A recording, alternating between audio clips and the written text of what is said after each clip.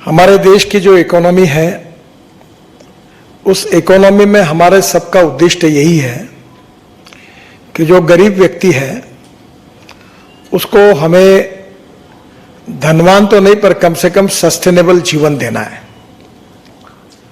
और ये करने के लिए हमारे यहाँ दो प्रकार के मार्ग हैं कि बहुत से लोग नौकरी भी करते हैं, पर नौकरी करने वालों की मर्यादा होती है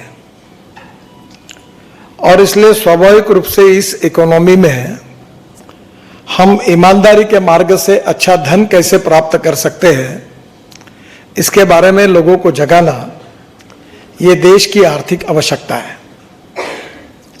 आपको पता होगा कि हमारे देश की इकोनॉमी में 52 to 54% कंट्रीब्यूशन हमारे जीडीपी ग्रोथ में सर्विस सेक्टर से आता है।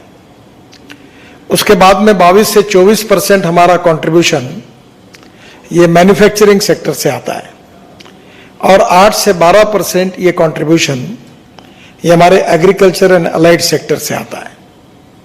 हमारी जो एमएसएमई है, माइक्रो एंड स्मॉल इंडस्ट्रीज, इसका टोटल ग्रोथ में अभी 31-32% कंट्रीब्यूशन है। और मैं जब मंत्री था तब हमने तय किया था कि एमएसएमई का कंट्रीब्यूशन 50% से ज्यादा करेंगे। हमारा टोटल एक्सपोर्ट देश का 40% जो है वो एमएसएमई से है और हम लोग चाहते थे कि हमारा एक्सपोर्ट करीब 50% से ज्यादा एमएसएमई से हो। हमारे देश में अभी तक एमएसएमई ने 11 करोड़ लोगों को रोजगार दिया है, तो हम ये चाहते थे कि ये 5 करोड़ रोजगार और निश्चित रूप से एमएसएमई में क्रिएट हो। अब ये जो सब होना चाहिए, इसमें नए रोजगार निर्माण होने चाहिए, तो इसमें आप सबको हमारा जो माइंड सेटअप है, जो सोचने का तरीका है, वो सही दिशा में ले जाना होगा।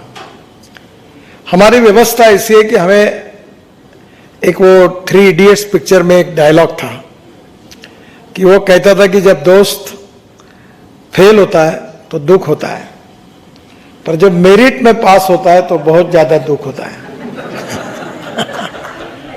तो हमारी प्रॉब्लम और समस्या ये है कि दूसरे के दुख और दर्द में शरीक होना आसान है, पर किसी के सक्सेस स्टोरी में, यश में शरीक होना बहुत कठिन है।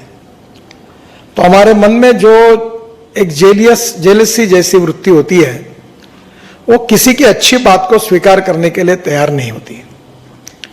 और इसलिए सबसे पहले हमारे देश में हमारी जो व्यवस्थाएं थी 47 के बाद, उसमें 3 अर्थव्यवस्था हमारे देश में थी जिसकी चर्चा थी। एक था समाजवाद, दूसरा था साम्यवाद और तीसरा था पूंजीवाद।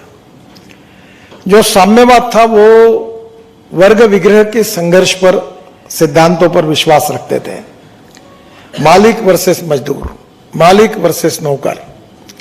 तो उनका कहना यही था कि जो धनवान है वो शोषण कर रहा है और धनवान जो शोषण कर रहा है गरीब का, उसको बचाना, उसको अधिकार देना, ये हमारा काम है।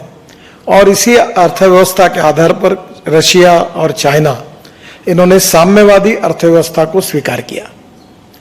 दूसरी जो अर्थव्यवस्था थी वो अर्थव्यवस्था समाजवादी थी, जिसमें डॉक्टर राम मनोहर लोहिया, जॉर्ज फर्नांडिस, मधु दंडवते, मधुलिमय, ये समाजवादी पार्टी थी और समाजवादी विचार के वो लोग थे।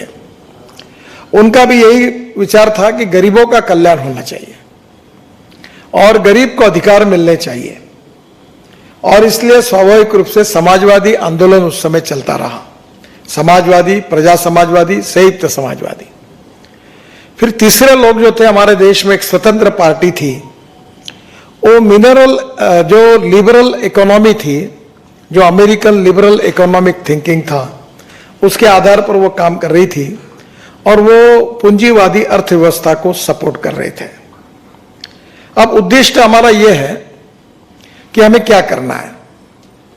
तो हमारे देश की गरीबी, भुखमरी, बेरोजगारी, महंगाई से लोगों को मुक्ति देना है। गांव, गरीब, मजदूर, किसान का कल्याण करना है।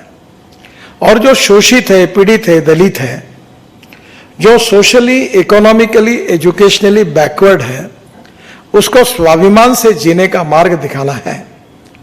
और इसलिए समाज के जो शोषित, पीड़ित, दलित हैं, जो रहने के लिए जिनके पास मकान नहीं है, खाने के लिए रोटी नहीं है, शरीर पर कपड़ा नहीं है, उस दरिद्र नारायण को जिस दिन रोटी, कपड़ा और मकान मिलेगा उस दिन हमारा कार्य पूरा होगा। ऐसे पंडित दीनदयाल उपाध्याय और महात्मा गांधी जी ने अपने सामाजिक आर्थिक चिंतन में अंत्योदय के विचार में कहा है।